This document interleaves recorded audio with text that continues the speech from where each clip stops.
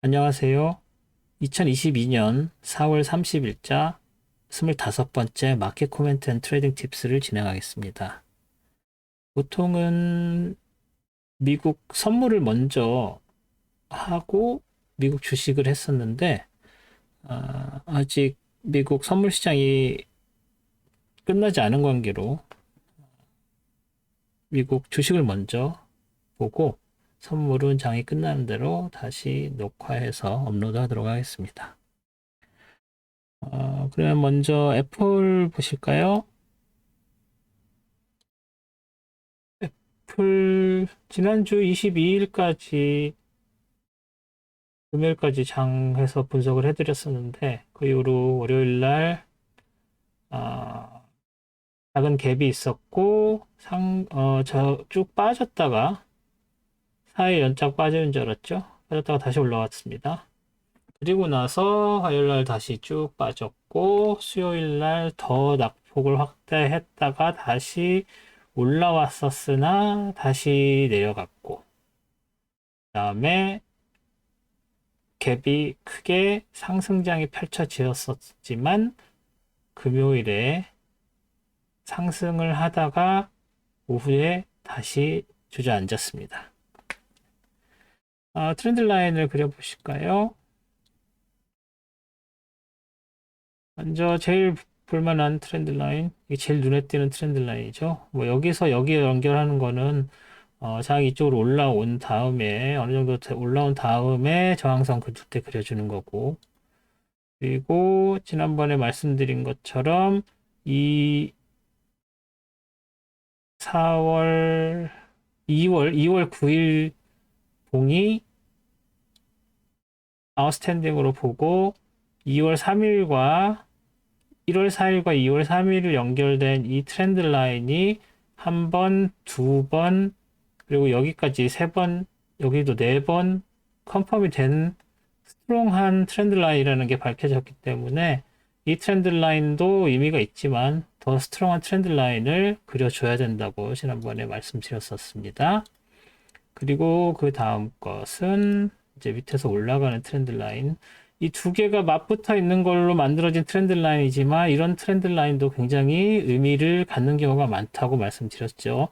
아마 이따 테슬라도 그런 비슷한 경우가 있을 텐데 이따가 보여드릴 수 있겠습니다. 그리고 지난번에 말씀드린 이 두 점을 연결한 트렌드 라인, 이 두 개의 저점이 노이즈로서 작용하는 걸로 의미를 부여할 수 있다고 말씀드렸었죠. 이 두 개의 트렌드 라인 중에서 어떤 게 더 스트롱한지는 아직 모르겠습니다. 그리고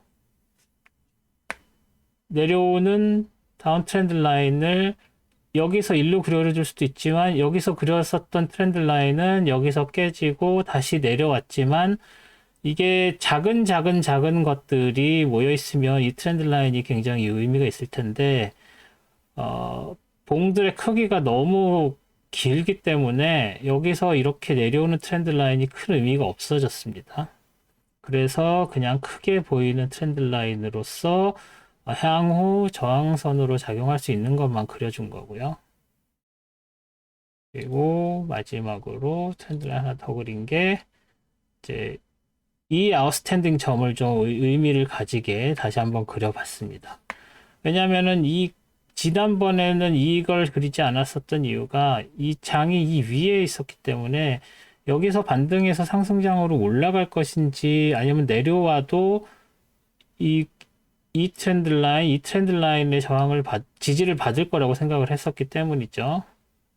그런데 더 빠지니까 그 다음에 가능한 트렌드 라인 프라이스 레벨을 하나 만들어주고 이제 이 다음에는 호리존탈 라인을 이런 식으로 여기 저점으로 있다는 거, 그래서 지지선으로 작용할 수 있다는 거, 그리고 이 저점으로 지지선 이렇게 그려주고 내려오는 거를 볼 수밖에 없었죠. 그래서 이 트렌드 라인에서 월요일장은 저항을 받았고 화요일장은 걸쳤고 수요일장은 이 밑에 트렌드 라인 새로 그려준 거에 걸쳤고 그 위로 올라갔을 때는 이 트렌드 라인에 저점이 걸쳐서 지지를 받았고, 그 다음에 금요일에는 또 이 트렌드 라인에 걸쳤고, 지금 길쭉길쭉하게 하루가 업, 다운 이런 식으로 됐는데도 불구하고 이 세 개의 트렌드 라인이 다 작용을 했습니다. 신기하죠? 여기랑 여기에서 작용했고, 여기에서 작용을 했고, 이 위에서도 이 트렌드 라인이 저점으로 작용을 했고, 그러니까 지금 애플 트레이딩 하는 분들이 이런 프라이스 레벨을 염두에 두고 고점과 저점을 초이스하고 있다고밖에 볼 수가 없습니다. 그리고 만약에 이게 다음 주에 다시 올라간다면 이 트렌드 라인의 저항을 받을 것이고, 그 위에 있는 그것도 뚫은다면 하나 더 그려준 이 저항선이 있을 것이고, 뭐 그 전에 아까 말씀드린 이 저항선도 준보 가능하겠죠? 예. 그래서 위로 올라갔을 시점에서는 이 두 개의 트렌드 라인이 저항선으로 작용하지만 보시다시피 이 트렌드 라인은 작용은 했지만 여기서 한번 컨펌 받아서 이 트렌드 라인은 조금 강하지만 이 트렌드 라인은 딱히 컨펌 된 게 없죠. 그래서 이 트렌드 라인은 그렇게 세지 않다고 보고 센 게 하나, 그리고 이 밑으로 내려왔던 거 둘, 셋, 넷, 다섯 개를 저항선으로 보시고, 그리고 여기서 지지선은 하나, 둘, 셋, 네 개를 지지선으로 놓고 트레이딩을 하시면 될 것 같습니다.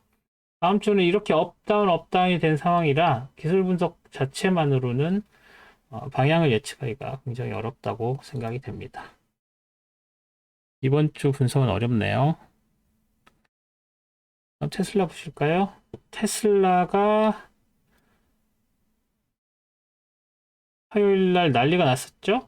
네, 그래서 월요일 날 조금 상승해서 이 970대에 하루, 둘, 셋, 넷, 다섯, 5일 정도가 2주 동안 5일 정도 여기서 반등을 했기 때문에 6일째도 반등을 했죠. 그래서 하나, 둘 빼고 둘, 셋, 네 개 빼고 다 작용을 한 상황이었었는데, 그래서 이 프라이스 레벨이 되게 스트롱하다고 보고 있었는데, 이 프라이스 레벨이 화요일날 그냥 빠져버렸죠. 그래서 그리고 빠지고 나서 다시 반등하려다가 주저앉고 아예 주저앉았다가 어제는 좀 반등하나 싶더니 오늘은 더 상승폭을 확대하나 싶었는데 결국은 주저앉고 말았습니다.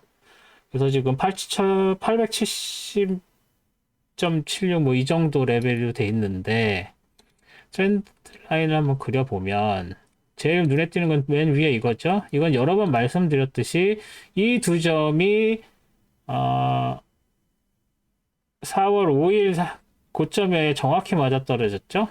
여러 번 말씀을 드렸지만 저것은 계속 상승장이 펼쳐졌을 때 저항선으로 굉장히 큰 저항선으로 작용할 수 있기 때문에 계속 그려놓으셔야 하는 거죠.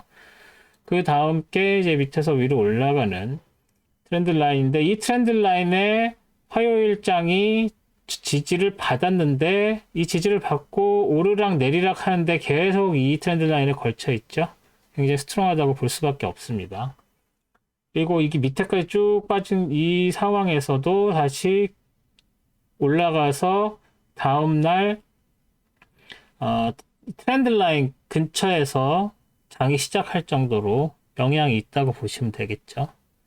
그리고 그 다음 그려줄 수 있는 게 이제 다음 트렌드 라인인데, 여기서 이렇게 그려주는 것도 의미가 있지만 여기서 이렇게 그려주는 거가 아직은 여유가 있으니까 그 다음에 이 길쭉한 걸 노이즈 취급한 이 트렌드 라인도 의미가 있어서 일단은 그렸습니다. 근데 이런 스트롱한 트렌드 라인이라고 할 수 없겠죠. 여러 번 말씀드리지만.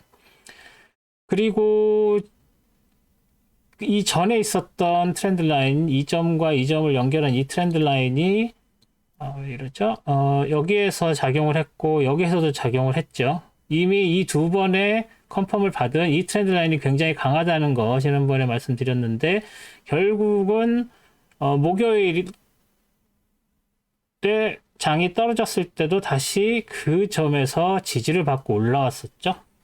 그래서 이 트렌드 라인이 스트롱한 게 컨펌이 된 트렌드 라인들은 항상 멀리 가서도 작용을 한다는 거 기억을 해주셨으면 좋겠습니다.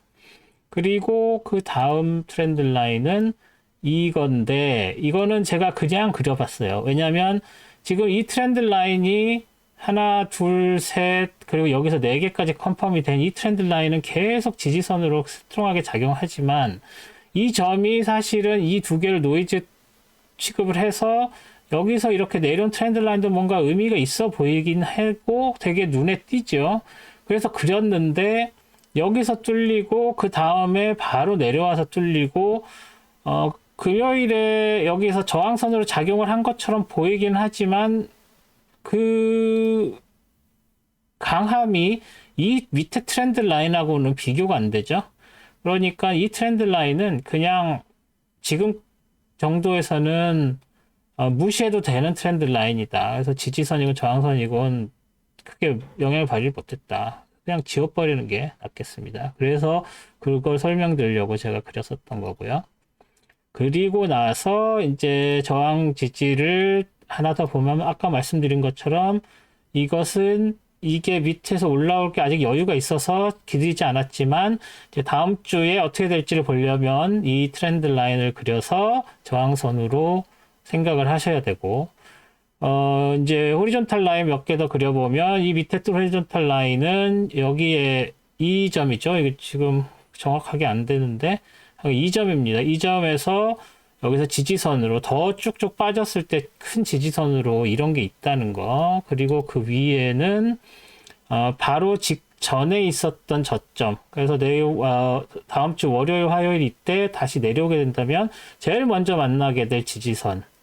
네. 근데 뭐 이전에 그렇게 작용을 했었던 적이 없기 때문에 바로 직전이라는 것에는 의미가 있지만 그게 어느 정도 스트롱할지는 알 수가 아직 없습니다. 그래도 일단은 그려놔야 되는 지지선이고, 그리고 이제 이 위에 올라간다면 여기에 굉장히 강한 저항선이 있지만 이 로컬 고점도 하나의 저항선으로 작용할 수 있다는 거. 그래서 올라가게 되면 이 트렌드 라인, 그 다음에 요 내려오는 트렌드 라인, 그 다음에 이 트렌드 라인, 이렇게 해서 얘는 별로 안 스트롱하다고 보였으니까 그냥 크게 하나, 둘, 셋, 네 개 정도로 보시면 되고 얘는 아닙니다.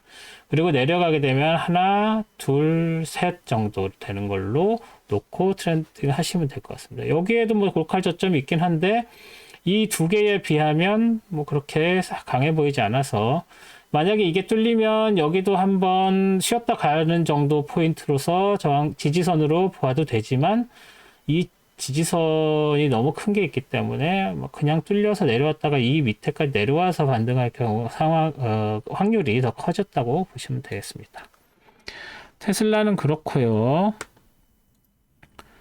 아마존도 오늘 또 난리가 났었죠. 보시다시피 데일리 갭이 엄청나게 떨어져서 시작했습니다. 실적 관련 때문이었죠. 이 트렌드 라인을 그려봤는데 트렌드 라인이 사실 만능은 아니죠. 제가 항상 어메이징 하다고 말씀을 드리긴 하는데 그거는 잘 맞는 트렌드 라인을 잘 그릴 수 있을 때 얘기지. 만약에 내가 잘 그릴 수 없다면 그것들은 트렌드 라인을 찾기가 되게 어려운 상황이고, 그러면 뭐 피보나치 리트레이스먼트를 쓰든지 아니면은 프라이스 채널을 보든지 하라고 말씀을 드렸었는데, 아마존은 이렇게 데일리 갭이 이렇게 큰 갭은 좀 약간 미쳐 날뛰는 장 같은 경우에는 트렌드 라인이 거의 작용을 안 하는 경우가 많습니다. 그럼에도 불구하고 일단 그리면 이 트렌드 라인 이거 어떤 의미인지 알겠죠? 얘랑 그린 트렌드 라인 큰 거 하나 있죠. 여기서도 작용을 살짝 하기도 했고 뭐 이런 데서도 작용을 했다고 보는 게 맞습니다. 그날 고점이 거기서 끝나고 그 다음날 시작점이 거기서 시작을 했으니까요. 그리고 여기 있는 얘랑 얘를 해주는 이 트렌드 라인이 이 중간에 뭐 살짝 맞물려 있긴 하지만 의미가 있게 맞물려 있지는 않죠. 그래서 얘도 스트롱하다고 보기에는 조금 거시기 하지만 그래도 이 트렌드 라인 자체가 여기까지 올 때는 굉장히 작용을 했다고 보는 거니까 의미가 있기는 있습니다. 그리고 여기서 이쪽으로 내려오는, 왜 이걸 그렸냐면 얘도 사실은 트렌드 라인은 트렌드 라인이었지만 뭔가 어떤 강함을 가진 놈은 아니죠. 하지만 이 사이에 갭이 있기 때문에 이 갭을, 만약에 이게 갭이 없었으면 여기에서 어떻게라든지 저항을 지지를 받았었을 것이니까 그렸는데 얘도 크게 의미가 없어 보입니다. 그리고 내려오는 트렌드 라인 이렇게 그려주고 뭐 눈에 띄는 게 없습니다. 근데 그러면 이 포인트는 어떻게 찾느냐? 이 포인트는 제가 그 전저점을 이렇게 봐도 뭐 여기 어디에서 전저점이라고 우기려면 우길 수 있겠지만 뭐 큰 의미가 없는 것 같아요. 그 얘기는 뭐냐면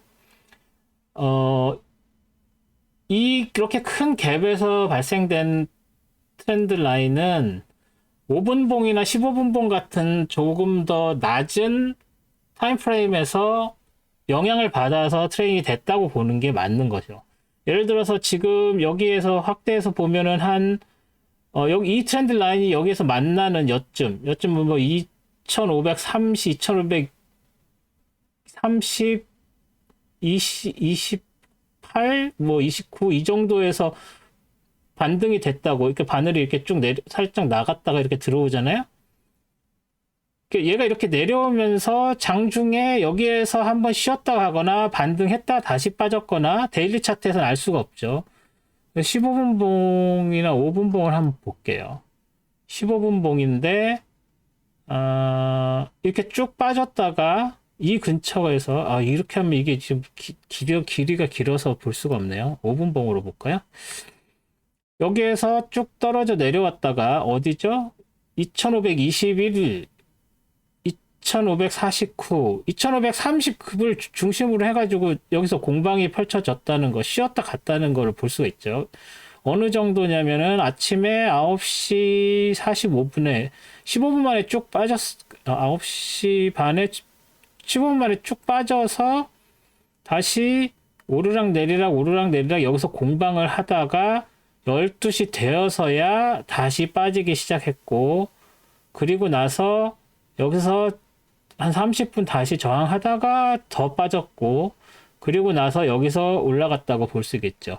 다시 말해 처음에 이 오전 내내 9시 45분부터 12시까지 오르락 내리락 했었던 이 저항을 여기선 지지라고 해야 되죠. 지지를 받았었던 이 경우가, 그 이유가 바로 이 트렌드 라인에 걸쳐 있었던 지역이었다는 거죠.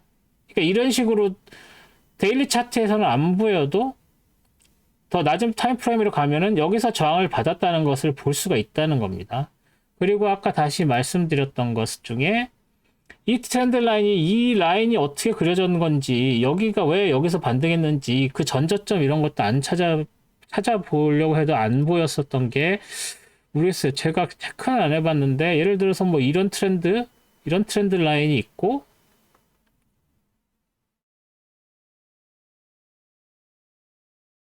얘로 안 할게요. 다시 채널로 안 하고 그냥 트렌드 라인으로 하면 이 고점이나 이 고점에서 저점 찍는 거 지난번에 말씀드렸었죠. 고점에서 저점 찍는 이런 프라이스 레벨을 하면 그 라인에 맞아 떨어지죠. 게다가 이렇게 맞아 떨어지는 거를 대충 보면 여기 프라이스 레벨이, 여기서 나가는 프라이스 레벨이 여기에서 이렇게 해서 이 안에서 되는 이 프라이스 채널에서 형성된 바라는 거를 대충 보실 수 있겠죠?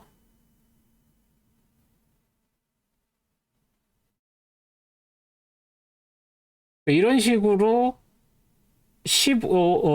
데일리 차트에서 보이지 않는, 데일리 차트에서 볼 수 없는 어떤 프라이스 레벨이 있다고 하면 밑으로 내려가서 15분이나 5분이나 차트를 가지고 그 이전에 있었던 거를 가지고서 레벨을 찾는 게 하나의 팁이 된다고 말씀을 드릴 수가 있겠습니다. 그러니까 데일리에서만 무조건 찾을 수 있는 게 아니라는 걸 말씀을 드리고 싶은 거죠. 데일리에서 하는 게 다가 아니에요. 저는 데일리에서만 보여드리는 이유는 이게 더 적은 타임 프레임까지 가면은 사실은 5분, 15분, 30분까지 다 체크를 해야 되고 그 레벨들 하나하나 다 체크를 해서 그려서 합니다. 실제 제가 트레이딩 할 때는 그런 식으로 합니다. 하지만 여러분께 이런 것들을 설명드릴 때는 그냥 데일리 차트만 가지고 어떤 식으로 작용한다는 것만 보여줘도 뭐 아까 테슬라 보셨듯이 굉장히 잘 맞아 떨어지는 것들을 보여드릴 수 있기 때문에 데일리 차트만 가지고 하는데, 이렇게 데일리 차트에서 찾기가 어려운 경우는 방금 제가 말씀드린 것처럼 5분 봉이나 15분 봉으로 내려가서 또 거기서 새로운 트렌드 라인을 그리면서 하시다 보면은 데이 트레이딩 할 때의 그런 솔루션을 만나실 수 있다고 생각합니다. 그러니까 그렇게 하시면 됩니다. 전에 질문해 주셨던 분이 있었는데 이게 5분봉, 15분봉에서도 맞는 거냐? 맞는 겁니다. 그런데 제가 5분봉, 15분봉을 동영상에서 소개해드리지 않는 것일 뿐이라는 거 꼭 기억을 하시고, 여기서 배운 것을 가지고 5분봉, 15분봉, 30분봉, 1시간봉에서도 그려서 이게 잘 맞는구나, 이게 스트롱하구나 하는 트렌드 라인을 찾으셔서 그 트렌드 라인을 기준으로 트레이딩을 하시면 훨씬 도움이 되실 겁니다. 네. 그러면 오늘은 여기까지 하고요. 조금 있다가 그 선물 시장이 끝나면 또 선물 차트 가지고 다시 돌아오도록 하겠습니다. 그때 다음 동영상까지 안녕히 계시고 구독과 좋아요, 알림 설정 잊지 마시고, 네. 그럼 또 뵐게요.